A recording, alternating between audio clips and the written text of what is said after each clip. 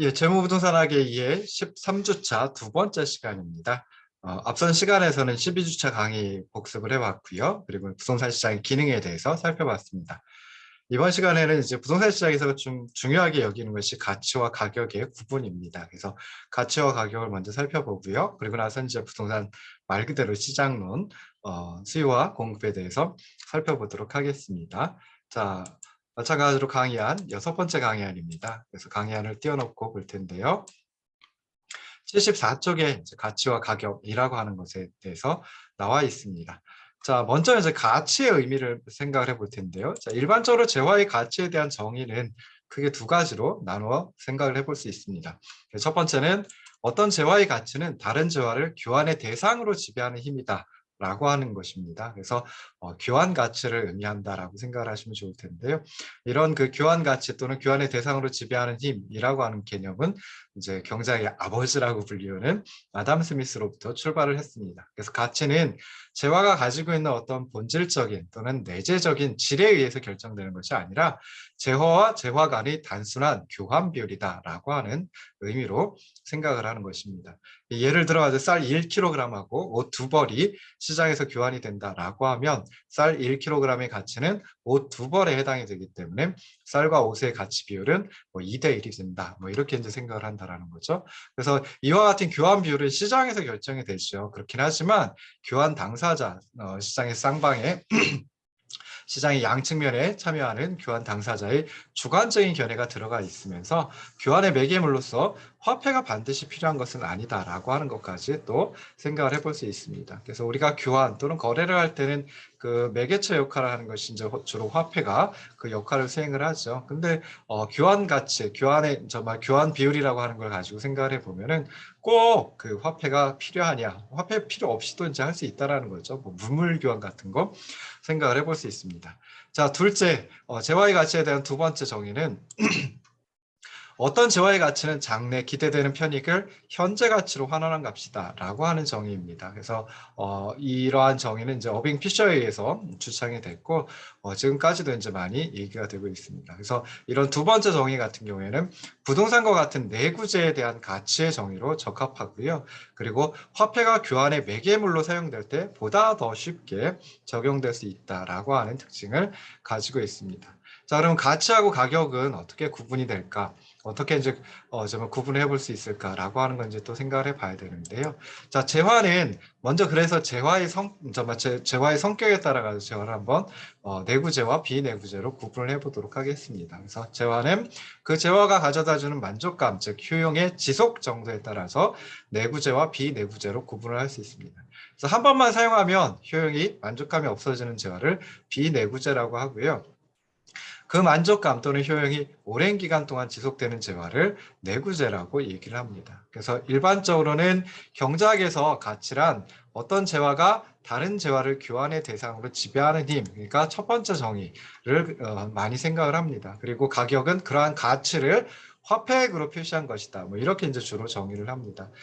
그런데 이러한 그 가치와 가격의 개념은 비내구재의 경우에는 적합합니다. 그렇긴 하지만 내구재의 경우에는 그렇지 않다라고 생각해 볼 수 있습니다. 그래서 비내구재는 효용을 제공하고 그리고 효용에 대한 대가가 한 시점에 당일 시장에서 1대1로 교환되기 때문에 가격과 가치는 개념상 차이가 없다. 그래서 가격은 가치를 화폐액으로 표현한 것이다. 화폐액으로 환산한 것이다. 화폐액으로 말해주는 것이다. 이렇게 이제 생각을 해볼 수 있는데요. 내구재는 그렇지 않죠. 내구재는 그 내구재가 가져다주는 만족감이 즉 효용이 장기간에 걸쳐 지속적으로 제공이 됩니다. 그래서 그러다 보니까 현재 시장에서 형성되고 있는 가격이 장래에 기대되는 만족감의 현재 가치까지도 정확하게 반영하고 있느냐? 그렇지 않다라고 생각을 해볼 수 있는 거죠. 그래서 부동산은 전형적인 내구재 중에 하나이고요. 그리고 부동산을 연구 대상으로 하는 부동산학에서는 가격과 가치를 이러한 점에서 엄밀하게 좀 엄격하게 구별을 하고 있다라고 생각을 하시면 좋을 듯 싶습니다. 그래서 부동산 학에서 얘기하는 가격은 부동산 학에서 얘기하는 가격은 부동산 학에서 얘기하는 가치는 이 두 번째 정의, 장래 기대되는 편익을 현재 가치로 환원한 값이다라고 하는 걸 가치의 의미로 주로 사용을 하고 있고요. 그리고 가격은 이제 시장에서 형성되는 교환 비율이다라고 이제 생각을 하시면 좋을 듯 싶습니다. 자, 그리고 또 하나 이제 생각해 봐야 될 게 부동산학에서는 가격과 임대료를 엄밀하게 구분하고 있습니다. 그래서 시장에서 매도자와 매수자가 교환의 대가로 지불한 실거래액을 보통 가격이라고 얘기를 하죠. 근데 일정한 기간 동안 타인의 부동산을 사용한 대가로 지불하는 금액을 임대료라고 합니다. 그래서 그 가치와 임대료라고 하는 것은 어느 정도 관계가 있어요. 그렇긴 하지만 가격과 가치는 서로 다르기 때문에 가격과 임대료도 조금은 서로 다른 의미이다라고 생각을 하시는 것이 바람직합니다. 그래서 일반적으로 부동산의 가치는 매 기마다 지불되는 임대료를 현재 가치로 환원한 값, 이렇게 이제 정의를 합니다. 그래서 만약에 임대료가 매 기마다 일정하고, 그러니까 1년에 뭐 100만 원 이게 쭉 유지가 되고 있고요. 그렇다라고 하면 부동산의 가치는 V라고 했을 때 R over I로 표현을 할 수 있습니다. 그래서 부동산의 가치 V는 임대료 R을 할인율 I로 나눠준 것과 같다. 이런 식으로 이제 생각해 볼 수 있고요. 뭐 우리 전에 재무이론에서 할인율 한번 잠깐 생각을 해봤었죠. 그래서 보통 시중 이자율을 갖다 시중 금리를 갖다가 할인율로 활용하는 경우가 많이 있습니다. 그래서 그냥 쉽게 생각해가지고 임대료로 뭐 계속 벌어들이게 되는 거죠. 그것을 갖다가 임대료를 현재 가치로 할인해 놓은 거, 그것이 바로 이제 가치이다, 부동산의 가치이다, 이렇게 이제 생각을 하시면 좋을 듯 싶습니다. 자, 그럼 가치와 가격은 왜 구별이 되느냐라고 하는 거, 그 이유를 한 4가지로 또 생각을 해볼 수 있는데요. 가격과 가치는 개념상 첫 번째입니다. 가격과 가치는 그 개념에 있어서 뚜렷한 차이가 있다라고 하는 점입니다. 그래서 가격은 특정한 부동산에 대한 교환의 대가로서 시장에서 매수자와 매도자 간에 실제 지불한 금액이고, 가치는 좀 다르다라는 거죠. 장래 기대되는 편익을 현재 가치로 환원한 값을 의미한다. 그래서 그런 의미에서 부동산 시장에서 부동산 학에서 가치와 가격은 좀 개념이 정의가 차이가 있다. 뭐 이렇게 이제 생각을 해볼 수 있습니다. 두 번째, 가치와 가격을 구별하는 이유, 가치는 가격에다 오차를 합한 것과 같다라고 생각을 해볼 수 있습니다. 그래서 부동산 시장은 다른 재화시장과 일반적인 재화시장하고 다르죠. 여러 가지 불안전한 요소를 내포하고 있습니다. 뭐 앞서서 부동산 시장의 특성 말씀드리면서 공실의 존재, 그리고 시장 지배력의 존재라고 하는 거, 이 두 가지 때문에 일반적인 재화시장과 달리 완전 경쟁적인 시장에 도달하기가 매우 어렵다라고 말씀을 드렸잖아요. 그래서 그런 여러 가지 불안전한 요소 가지고 있기 때문에 시장에서 형성되는 가격이 부동산의 가치를 충분히 반영하고 있냐? 그렇지 못하다라고 생각을 하는 겁니다. 그래서 부동산의 가치는 시장에서 형성되는 부동산의 가격에다가 오차 더해준 것하고 같다. 그래서 그 오차만큼은 차이가 있다라고 생각을 하는 거죠. 그래서 매매 가격 같은 경우에는 대상 부동산 자체와는 직접적인 관련이 없이 다른 조건에 의해서 형성되는 경우도 많이 있을 수 있습니다. 그래서 뭐 사람들의 뭐 저는 투자 심리라고 이제 표현하는 게 좀 저어되는데요. 투자 심리보다는 투기 심리에 따라 가지고 형성되는 경우도 많이 있거든요. 그러다 보니까 대상 부동산의 그 진정한 가치와는 달라질 수 있다라고 하는 거 생각해 볼 수 있습니다. 자, 그다음에 세 번째, 가치는 현재의 값을 의미한다. 그런데 가격은 그렇지 않다라는 거죠. 그래서 가격은 시장에서 실제 지불한 금액으로 과거의 값인 경우가 많습니다. 그렇지만 가치는 현재의 입장에서 미래, 장래에 기대되는 편익을 다양한 목적으로 평가한 값이다라고 생각을 해볼 수 있습니다. 그래서 이런 점에서 가격은 과거의 값을 주로 의미하는데 가치는 그렇지 않고 현재의 값을 의미한다라고 하는 점에서 차이가 있다라고 생각해 볼 수 있고요. 네 번째, 시장에서 형성되는 부동산의 가격은 부동산 시장에서 형성되는 부동산의 가격은 하나밖에 존재하지 않습니다. 뭐 우리가 일물일가의 원칙이라고 보통 얘기를 하죠. 근데 부동산의 가치는 그렇지 않다라는 거예요. 그래서 다양한 가치가 존재할 수 있다라는 거죠. 그래서 주어진 시점에서 대상 부동산의 가격은 하나밖에 없지만 가치는 보는 관점에 따라 다양하게 존재할 수 있다. 그래서 뭐 거래 목적이다라고 하면 그러면은 이제 시장 가치라고 이제 불러주고요. 그 다음에 이제 또 어떤 걸 생각해 볼 수 있냐면 이제 세금을 매길 때 그 부동산의 가치 산정을 하고 세금을 매기죠. 그럴 때 이제 과세 가치라고 이제 또 표현을 합니다. 그리고 이제 은행에서 부동산을 담보물로 잡는 경우도 있죠. 그래서 그럴 때 이제 은행에서 평가하는 가치를 뭐 담보 가치라고 이제 표현을 하기도 하고요. 그 다음에 또 그 공익을 목적으로 해가지고 강제 수용이 이루어지는 경우, 토지가 강제 수용이 이루어지는 경우, 그때 이제 보상을 해주도록 하고 있습니다. 이제 막 공정하게 적정한 수준의 보상을 해주도록 하고 있는데요. 그때 이제 가치를 갖다, 그때 토지의 가치를 뭐 보상 가치, 뭐 이렇게 이제 표현을 하기도 합니다. 그래서 이렇게 보는 관점 또는 평가하는 목적에 따라 가지고 여러 가지 가치라고 하는 개념이 나올 수도 있다. 그런데 가격은 그렇지 않다라고 하는 점에서 좀 차이가 있다라고 생각을 하시면 좋을 듯 싶습니다. 자, 이렇게 해가지고 부동산 시장에 대해서 뭐 살펴봤습니다. 그 다음에 이제 넘어갈 것은 이제 부동산의 수요가 되겠죠. 그래서 부동산의 수요 그러면은 당연히 그 다음엔 부동산의 공급이 나올 테고요. 마지막으로 부동산 시장의 균형 이렇게 해가지고 이제 한 학기 진도를 갖다 끝내려고 하고 있습니다. 그럼 부동산의 수요는 일반적인 재화의 수요하고는 좀 다르겠죠. 그래서 그런 것을 갖다 이제 좀 한번 집중적으로 생각을 해보시고요. 그 다음에 뭐 수요 곡선은 뭐 일반적인 재화 시장의 수요 곡선하고 동일한 형태로 나타납니다. 그래서 그런 것들에 대해서 이제 좀 생각을 해보도록 하겠습니다. 그래서 일반적으로 수요는 소비자 또는 이용자가 재화 서비스를 구입하고자 하는 의도를 말합니다. 그래서 이제 이 수요를 갖다가 측정하기 위해서 나온 것이 이제 수요량이라고 생각해 볼 수 있죠. 그러면서 수요량은 또 엄밀하게 정의를 할 때 세 가지 뭐랄까 구성 부분이 있습니다. 그래서 일정 기간 동안에 소비자 또는 사용자, 이용자가 구매력을 갖고 구입하고자 하는 재화 서비스의 양을 의미합니다. 그래서 일정 기간 동안에 소비자 또는 사용자가 구매력을 갖고 구입하고자 하는 재화 서비스의 양, 뭐 이렇게 이제 생각을 해볼 수 있죠. 그래서 여기서 이제 재화 서비스의 수요량에 영향을 미치는 변수들, 그리고 수요량, 이 두 가지의 관계를 갖다가 보통 수요라고 표현을 합니다.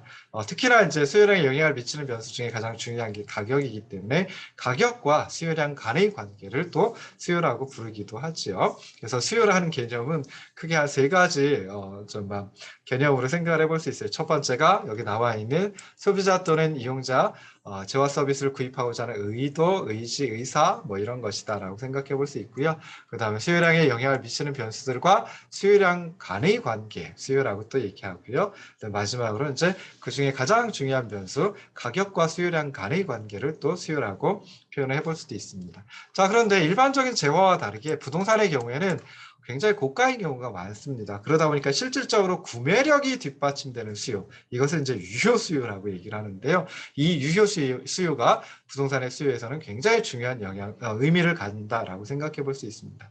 일반적인 경제재, 일반적인 재화들 같은 경우에는 가격이 그렇게 높지는 않습니다. 그러다 보니까 구매력보다는 구매하고자 하는 욕구가 더 중요한데요. 근데 부동산은 그렇지 않다.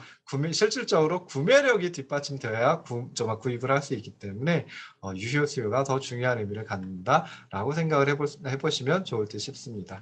자, 여기서 이제 좀 더 나가가지고 한번 또 다른 것을 생각을 해보면요. 자, 부동산 임차인 같은 경우에는 일정 기간 동안에 부동산이 창출해주는 공간 서비스를 사용한 대가를 임대료의 형태로 임대인, 즉 소유자에게 지급을 하게 됩니다. 그럼 소유자가 만약에 직접 부동산을 사용한다라고 하면 그때는 소유자가 자기 자신한테 임대료를 지급하는 것은 아니죠.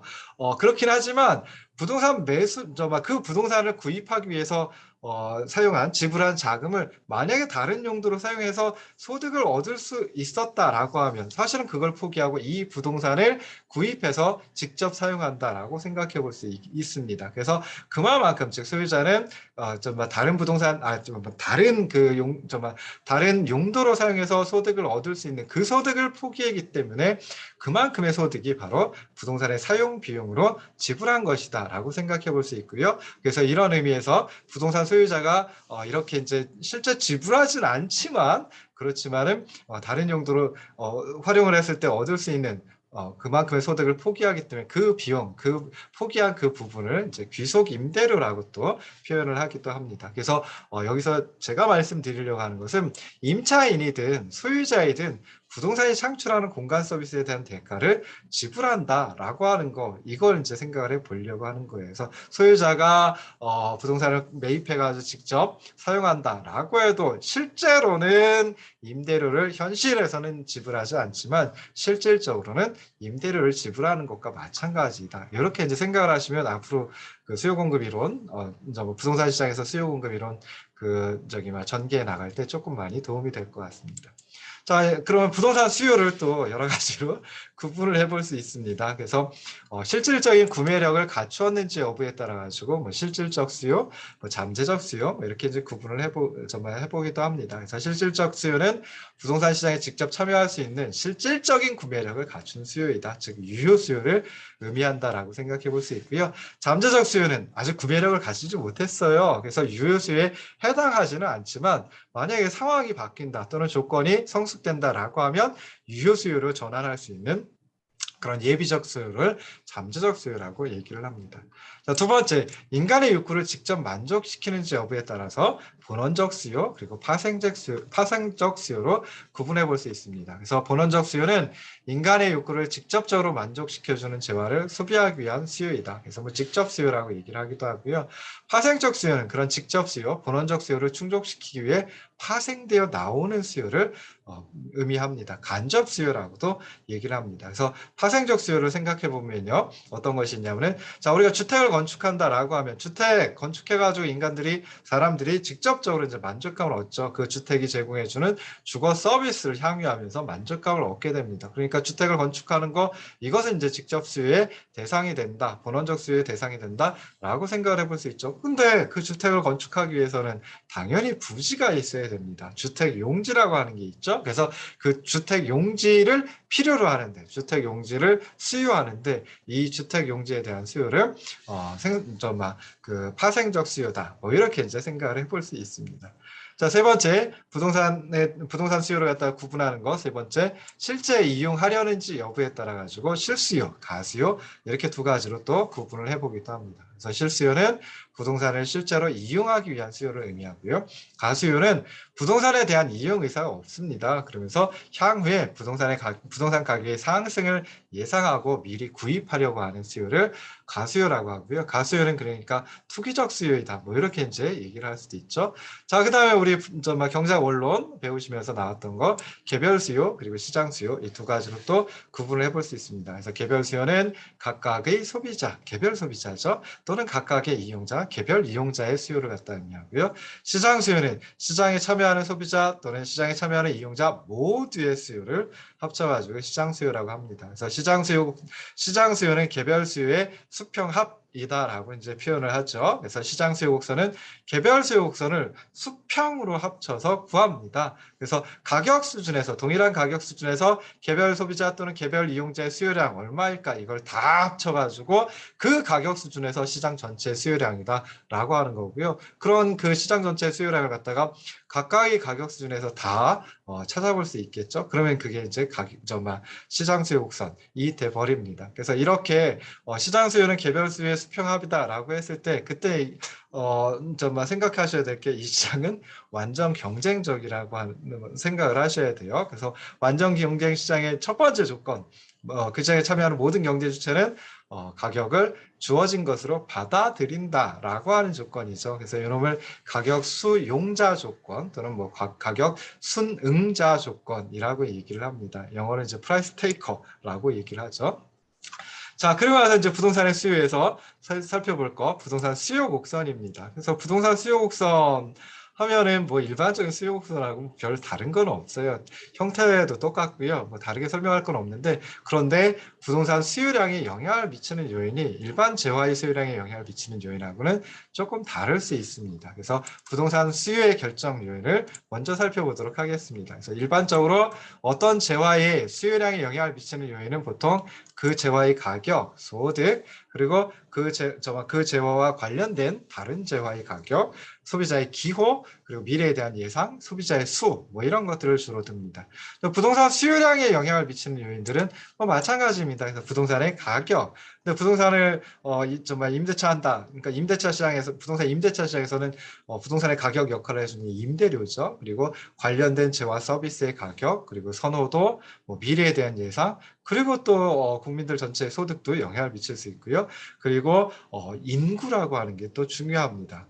그래서 이 인구와 관련된 것이 부동산 수요량에 특히 이제 주택 수요량 같은 경우에는 굉장히 크게 영향을 미치기도 합니다. 자, 이 밖에도 이자율이라든지 신용의 정도, 그리고 인구의 분포, 인구의 구조, 뭐 가구 구성, 위치, 뭐 이런 것들이 부동산 수요에 영향을 미친다라고 생각을 해볼 수 있습니다. 자, 그럼 부동산 수요 곡선은 어떤 모양일까요? 당연히 우하향하는 형태를 갖게 됩니다. 그래서 다른 조건이 일정하다, 다른 부동산 가격에 영향을 미치는 요인, 부동산 가격에 영향을 미치는 죄송합니다. 부동산 수요량에 영향을 미치는 여러 가지 요인들이 있는데 다른 요인들은 다 일정하다라고 가정을 하고 부동산 가격이 상승하면 부동산 수요량이 감소하고 부동산 가격이 하락하면 그때는 부동산 수요량이 증가를 하게 되죠. 그래서 부동산 시장에서도 가격과 수요량은 반대 방향으로 움직입니다. 그래서 이런 가격과 수요량 사이에 반대 방향으로 움직이는 관계, 부의 관계 또는 음의 관계,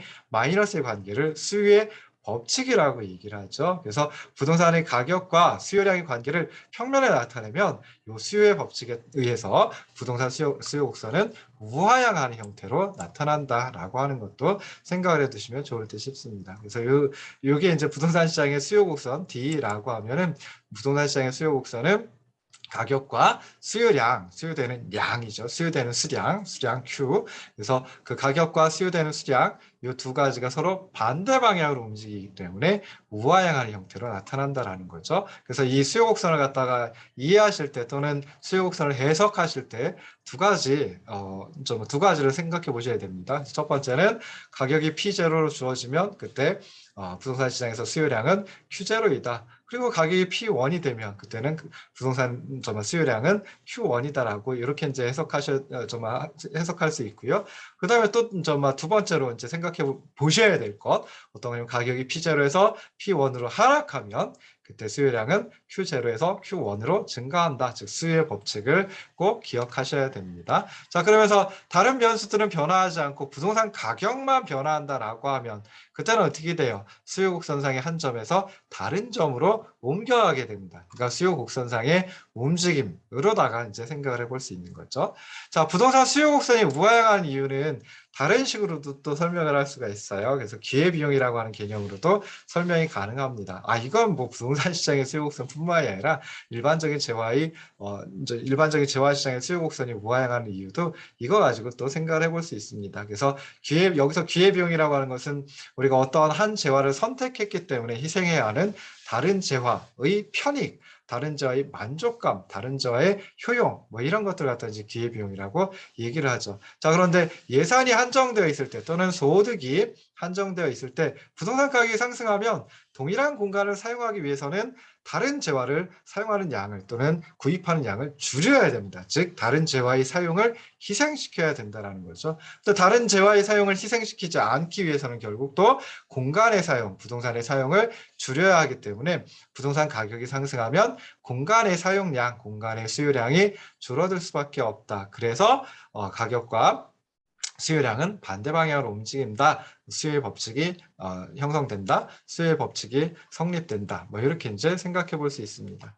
자, 그 다음에 부동산 수요 곡선이 우하향하는 이유 또 다른 것으로 생각해 볼 수 있습니다. 자, 이 부분은 이제 경제학 원론 수준이 아니라 경제학 원론에서도 당연히 배우긴 해요. 그렇긴 한데 미시경제학 시간에 주로 많이 배웁니다. 그래서 부동산 수요 곡선이 우하향하는 이유는 대체 효과 그리고 소득 효과 이 두 가지 가지고도 생각을 해볼 수 있습니다. 그래서 부동산 가격이 상승하면 다른 재화의 가격은 상대적으로 하락하는 거죠. 그러니까 부동산 가격은 상승하고 다른 재화의 가격은 그대로 있습니다. 그러면 다른 재화의 가격은 그대로 있긴 하지만 부동산의 가격에 비해서 상대적으로 하락하는 그런 상황에 직면하게 되는 거예요. 그러다 보니까 부동산 공간의 사용량을 줄이고 다른 재화의 사용량, 수요량을 증가시키게 되는데 이것을 대체 효과라고 얘기를 합니다. 그래서 어떤 한 재화의 가격이 변화하게 되면 여기선 상승이라고 그랬죠. 그래서 어떤 한 재화의 가격이 변화하게 되면 그때 그 상대 가격이라고 하는 게 변화를 해요. 그래서 상대 가격은 그 재화의 가격을 다른 재화의 가격으로 나눠준 것, 즉 다시 말해서 그 재화의 가치를, 그 재화의 가격을 다른 재화의 수량으로 표현한 것이다라고 생각해 볼 수 있는데요. 그래서 어떤 재화의 가격이 변화하면 상대 가격이 변화하고 그거에 따라 가지고 두 재화의 수요량이 그 변화를 하게 됩니다. 그래서 여기서 부동산 가격이 상승하면 부동산의 상대 가격이 상승을 하게 되고요. 그러면은 부동산 수요량은 줄어들고 다른 재화의 수요량은 죄송합니다. 다른 재화의 수요량은 증가하는 그런 상황이 나타나게 되는데 이런 효과를 대체 효과라고 얘기를 합니다. 자, 두 번째로 이제 소득 효과라고 하는 것은요. 부동산 가격이 상승한다라고 하면 소비자의 실질적인 소득이 상대적으로 줄어드는 것하고 마찬가지입니다. 소득은 그대로 있는데 부동산 가격이 상승했다라고 하면 내가 내 소득 가지고 부동산을 구입할 수 있는 크기가 달라지게 되죠. 더 적어지게 되죠. 그러면 내 실질적인 소득은 감소한다라고 생각을 해볼 수 있습니다. 그래서 이렇게 실질적인 소득이 감소해 가지고 부동산의 사용량을 줄이게 되는데 이러한 효과를 소득 효과라고 얘기를 합니다. 그래서 소득 효과는 일반적으로 그러니까 아까 대체 효과는 가격이 변화하면 상대 가격을 변화시켜 가지고 수요량을 변화시키는 효과라고 말씀드렸는데요. 소득 효과는 가격이 변화하면 실질적인 소득이 변화하기 때문에 나타나는 수요량의 변화이다. 뭐 이렇게 이제 생각을 해볼 수 있습니다. 근데 부동산 가격이 상승하면 대체 효과의 결과로도 부동산 수요량이 감소하고요. 소득 효과의 결과로도 부동산의 수요량이 감소를 합니다. 그래서 결국 부동산의 수요량은 이 두 가지 효과 때문에 감소한다라고 하는 걸 생각을 해볼 수 있습니다. 자, 그 다음에 이제 생각해 보는 게 부동산 수요 곡선의 이동입니다. 그래서 아까 부동산 시장에서 가격이 변화해가지고 수요량이 변화하는 것, 그거는 이제 수요 곡선상의 한 점에서 다른 점으로 바뀌는 것, 그러니까 수요 곡선상의 한 점에서 다른 점으로 옮겨가는 것, 수요 곡선상의 움직임이라고 생각해 볼 수 있는데요.